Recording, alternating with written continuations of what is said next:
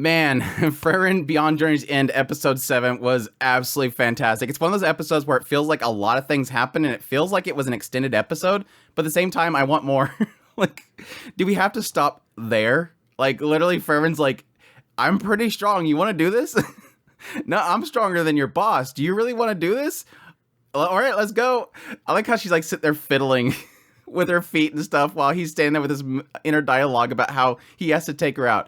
It's super good. Super, super good. But no, really fantastic episodes. There's two reasons why I find this episode to be extremely fascinating. One is, yes, getting into the concept of the demons, getting into this concept of them deceiving the humans. Now, you can argue there's a missed opportunity here to get into that question mark, whether or not this is deception or just prejudice. But at the same time, you can say that the author is being very honest with their reader / viewer in the idea that they're being very clear. No, these people are deceiving the humans.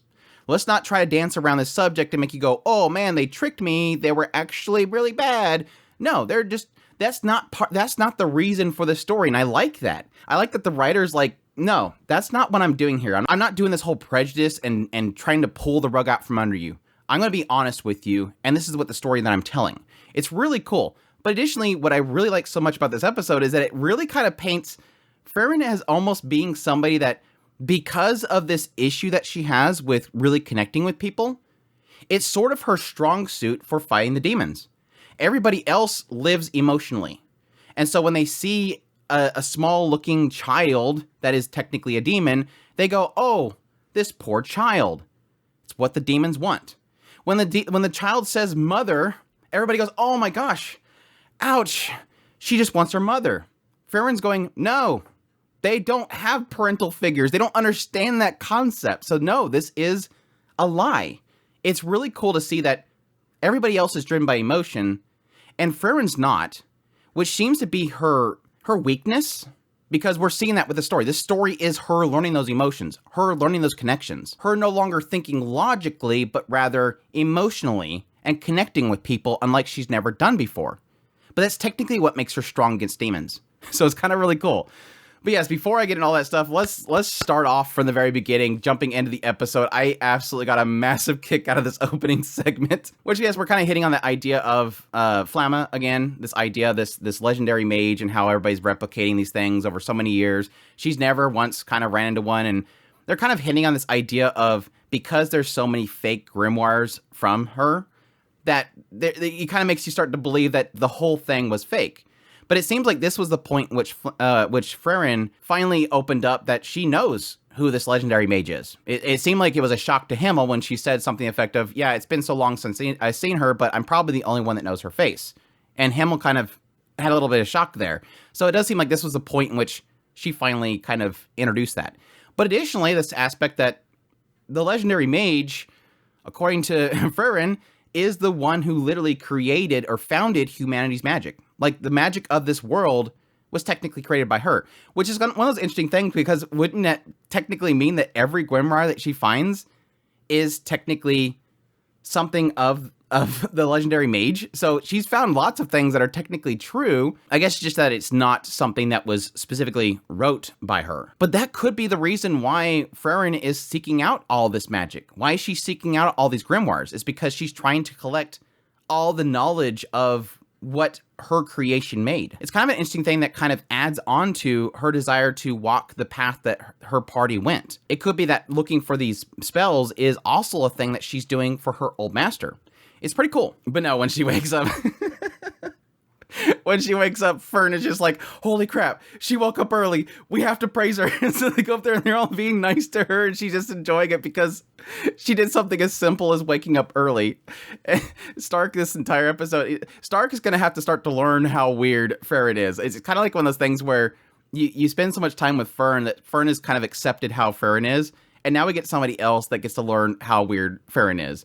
But that was super funny, just kind of brushing her hair, feeding her food, being super nice because she actually did something good. It was praiseworthy just to wake up early. It was great. I love the expressions. It was fantastic. But yeah, then they cut over to this carriage that they're trying to help get past this little spot, which, yes, Stark's like, why don't we just move the carriage over it? And Frieren's like, oh, well, if we do that, then people later on won't be able to get through here. So it's helping everybody. You're so selfish, Stark. Well, that's what Fern said. It's super funny. We're also getting a sense here that Stark is trying to get Fern to not treat her so politely. She's saying things like Sama and stuff like that. She's not talking formally, which, yes, would obviously leave her to be rude. And then later in their travels, they start to get into the aspect of elves, which I think I've pretty much questioned this a few times of how rare it is to see somebody like Frieren. Because, you know, everybody seems to understand the concept that the elves live for a long time, but we only see Frieren. And so that's kind of what they're answering here in this idea that Frieren understands that, yeah, we're kind of going extinct, and we're probably going to go extinct faster than we thought we would. The problem that the elves have is they lack romantic feelings and reproductive instincts. She even states that she hasn't seen another elf in 400 years. So elves are extremely rare. And there's a reason why they're extremely rare is because they're going extinct because they're not having babies, which is kind of interesting because it sort of adds into why Frieren is the way she is. Again, most people that are meeting Frieren, even her whole party, everybody doesn't seem to understand why she doesn't connect to people as much as they do. And yes, the ongoing idea here is the idea that they don't see things the same way that people do because they live for so long. But this seems to be adding a little another element to it in the idea that it's not just Frieren. Frieren's not the only one that seems to be emotionally detached from people. It might just be also just elves in general don't really have romantic or feelings for other people. And that's what causes them to not reproduce much, is because they don't find any connection with other elves. And so it kind of makes it to where Frieren is not just an oddity here. This could be sort of genetic in a way. Not genetic in a way, but really just kind of all-encompassing to the elves. They all have this mindset. Frieren is not just a soulless doll. It's just all elves are kind of like this. It's just most people are experiencing elves for the first time through Frieren, which is kind of cool. They get to this one town. They have this little kind of liberation party where they're celebrating when the heroes party came there and pretty much freed them from the demon that was in the area, which was really cool because you get this little brief shot of Frieren with Himmel and everybody else. And Himmel's doing his usual, I gotta pose and look really great. And it's so funny because I get the sense that Himmel is in love with himself, but I don't necessarily think that's the case. I think he's just having fun. I seen some point somebody in Discord or somewhere say that Himmel was a narcissist. I don't think that's the case. I don't get any indication that Himmel is a narcissist. What I get a sense of is that Himmel is trying to have fun. He's trying to create memories with Frieren. He's trying to have fun with her. And additionally, with the whole statues and everything, he wants it to look great, obviously. Again, having fun with it. But additionally, I think he wants them to look good. He wants the statues to look good, as he mentions in this episode, because he wants to make sure that she's not alone. We're going to die. She's going to live on for a long time. I want to have statues everywhere so that no matter where she's at, she'll see us. And she'll remember, as he says in this episode, that we existed. We weren't fairy tales. And yes, you can kind of get that sense that if she's going to live on for hundreds and hundreds of more years, at some point she might start to believe that it was all a fairy tale. It didn't exist. It's kind of connecting itself a little bit to the conversation in the earlier part of this episode in the idea of this legendary mage being seen as, since it's so long ago, a fairy tale. Himmel wants Frieren to never believe the same thing that people think of the legendary mage, that it was just a fairy tale. He wants her to always remember that they existed and always to feel as if they're still there. He wants something of them to always be at her side. It's sort of the same thing that people came to the conclusion with Fern and Stark, as if they're sort of these lineages of the hero's party that they wanted to be with Frieren so that she's not alone. It's the same concept. It's really cool. But yes, to the meat and potatoes of this episode. This is like the really juicy part. I super love this stuff. It's an interesting way of putting it. But no, they get to this one stronghold and Frieren immediately drops her bag and goes to shoot some demons. She's like, I sense demons, and she goes to combat mode in the middle of the town. But yes, she's immediately tackled, which is super unfortunate. But of course, we get a little sense later on that there's a reason for this. But kind of unfortunate, the idea that this hero that nobody knows is the hero, a part of the hero's party.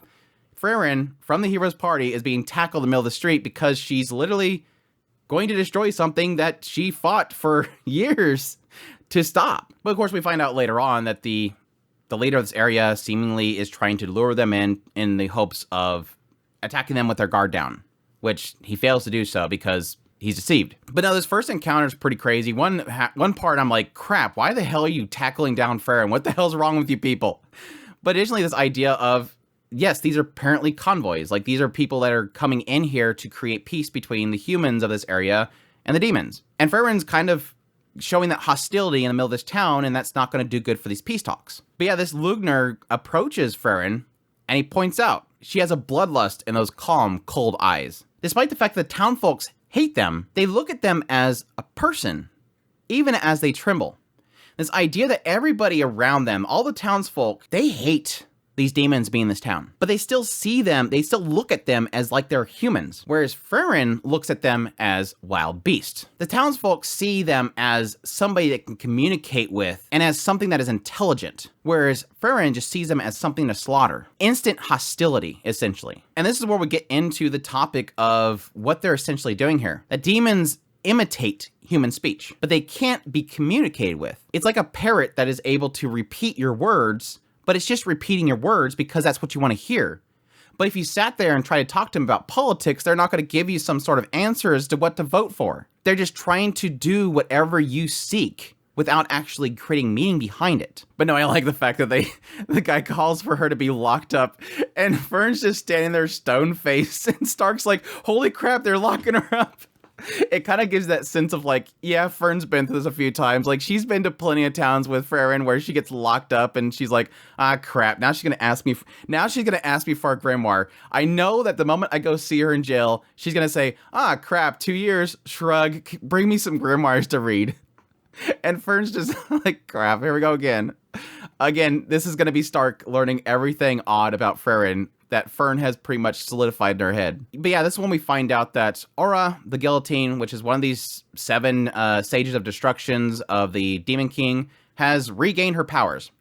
Interestingly enough, it says that she regained her powers 28 years ago. When did Himmel die? 28 years ago. The great hero Himmel died 28 years ago.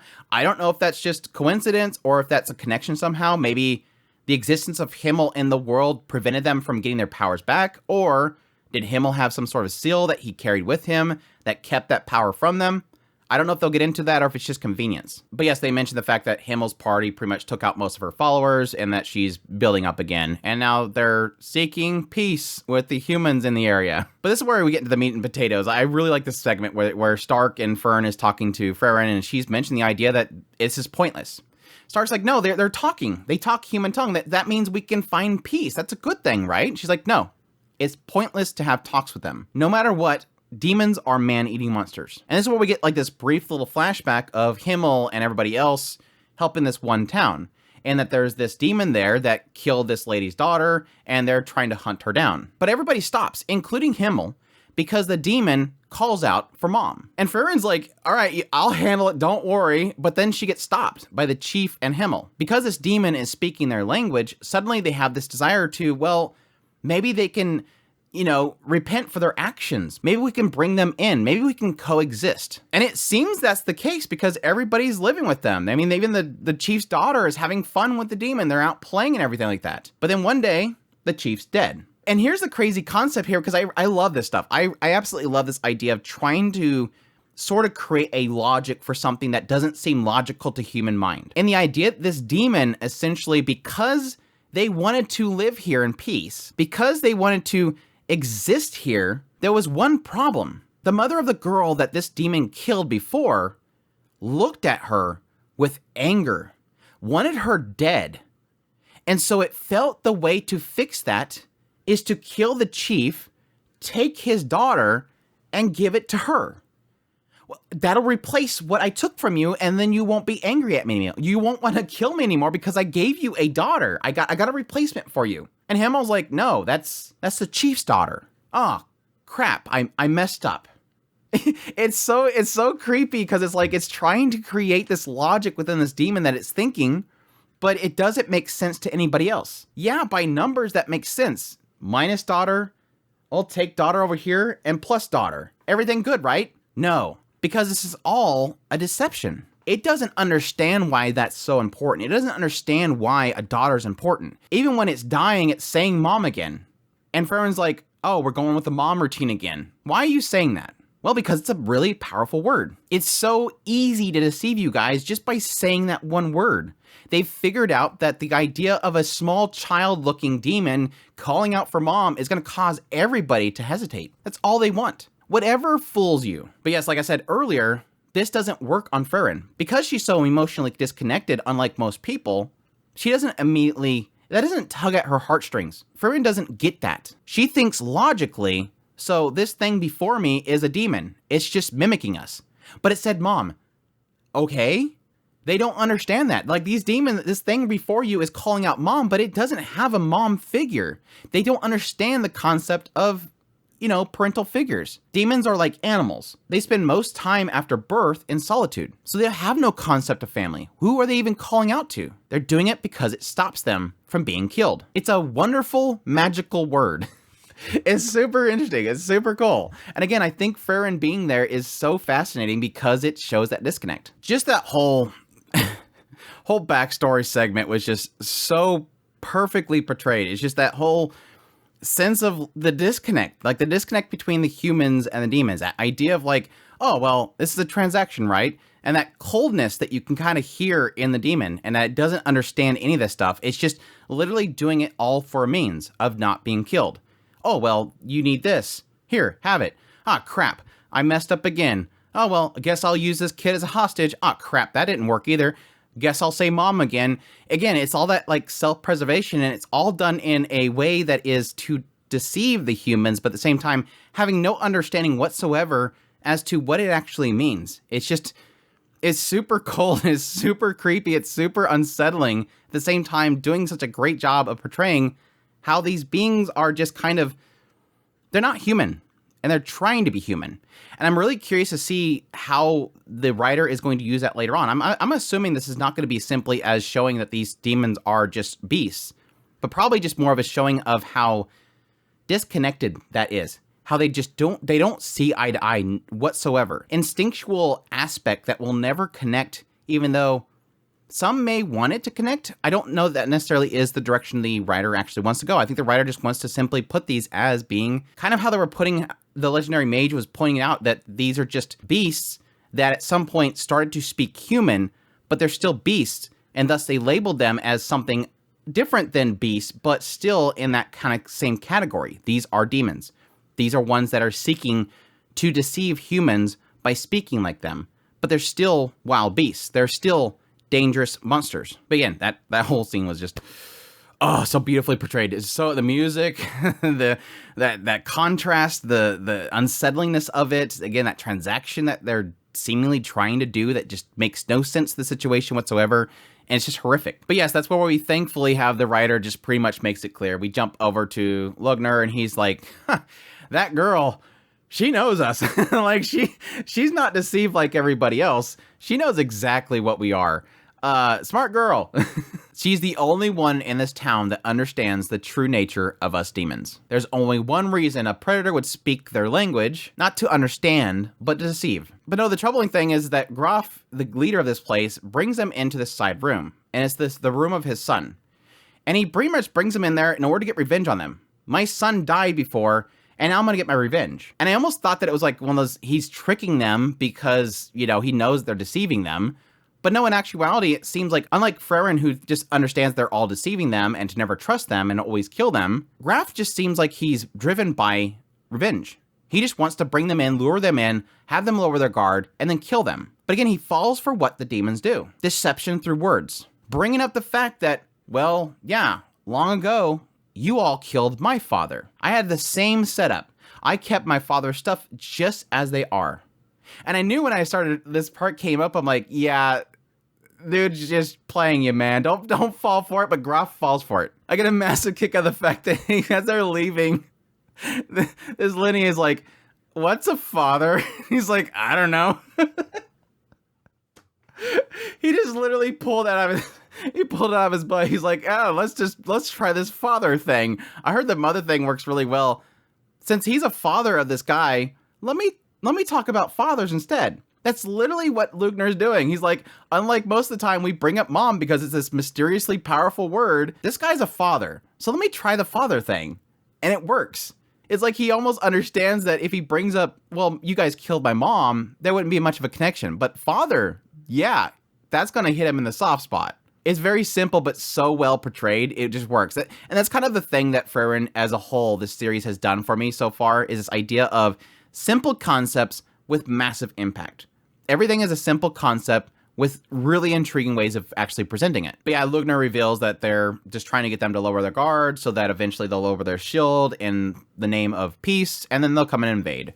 I'm kind of bugged that we didn't get to actually see Aura in the actual episode. We've seen her, but we didn't get to hear her. I'm waiting for that Kishinika moment. I just feel like Aura is going to be a Kishinika character, but we'll see. She might be a lot more level-headed than Kishinika. But yes, they question where Drott is, and we've pretty much finished the episode with Drott going down there, slicing off some dude's head, claims himself to be one of the guillotines of Aura the Guillotine, or executioners of Aura the Guillotine, and that makes sense because he just cut some dude's head off like that. I'm not sure what his plan was there. Like, oh, I'll just kill somebody and peace talks will still go well. Like, why would you be going around killing guards? Because it's probably going to be immediately tagged to you. So if you want peace talks, it's not going to work. But anyways, he's going down there to kill Frieren. And like I said, I absolutely love this because he just walks in there and Frieren's like, oh, I guess negotiations are done already, eh? No, it just started. I'm just coming here to get rid of you. And she's like, oh, well, that's interesting. Are you sure? I'm really strong. Oh, you're stronger than me? No, I'm stronger than your boss. Super good. I love that. Again, like she's sitting there just fiddling with her feet. Oh, okay. Well, if you want to do this, like Frieren's like, let's go. I mean, there's a side of me that's like, holy crap, he just took off that dude's head like that. Like, it's done. Like, he could do the same to Frieren. But no, obviously Frieren's probably going to have shields or whatever up that's going to protect herself and gonna destroy him. He's going to destroy him. But yeah, I'm massive hype for the next episode. It's like, again, why do we cut off there? I want the next episode now, please now. Super good episode. Like, again, this recording is way too long, but again, I'm really fascinated by the aspect of the demons, how they did a great job of kind of portraying them as being, again, like these wild beasts that just have the ability to communicate. And they're using that way to communicate to deceive. They have no reason to communicate to each other. They have no reason to communicate to any other race. They're just communicating because humans are the threat, and it's the best way to deceive them. Again, the idea of the corner demon, and this entire town's come to hunt him down, we'll just say mom. Oh, suddenly they all cower. Oh, suddenly they all give up. It's weird. It's a magical word. Just say mom. Yeah, that last town, yeah, I took them out. I almost got taken out. But you know what my secret was? I said mom. And they all suddenly stopped. It was weird. It is so fascinating, that idea, that disconnect the demons have, that the humans hold such a treasure to that word. We as humans treasure the idea of a mother because that's where we come from. The demons don't understand that, but at the same time, they're willing to use it. It's super fascinating. And again, I like that whole stuff around Himmel and Frieren and trying to leave something behind so that she's not alone. The idea of the legendary mage and the legacy and all that kind of stuff being left behind so that they don't forget it. All that stuff's really cool. And again, technically hinting a little bit at elves and how rare they are. I'll be curious if we ever run into another elf in the entire series. I would assume so, because it's kind of like one of those, why not? It could be a cool thing to kind of show. I think if they ever do run into an elf later on, it will be to show how much Frieren has changed. I think if we ever find another elf, it's probably going to be somebody that is like Frieren was at the beginning of the story. Somebody that's emotionally disconnected and doesn't see the importance of time to those around you. All that kind of stuff I think is going to be contrasted with the new Frieren. And I think it'll be really cool. So anyways, hype for the next episode. I want to see Frieren just completely drop this dude. I'll be curious to see. I will hope that we'll see Aurora. I will hope that we'll see Aura next episode. I wonder how many times I said Aurora. I don't know why, but I want to say Aurora. But hope you guys enjoyed this video. As always, if you did, make sure that like button down below, comment, let me know what's the episode. Additionally, if you're new to the channel, make sure that subscribe button to get my content. I do news, reviews, first impressions, top list. If it's anime, it's pretty much here. Additionally, if you like this content and you want to support the channel more, I have a Patreon link, tips link, super thanks, membership button down below. Greatly appreciate everybody does, and y'all take care.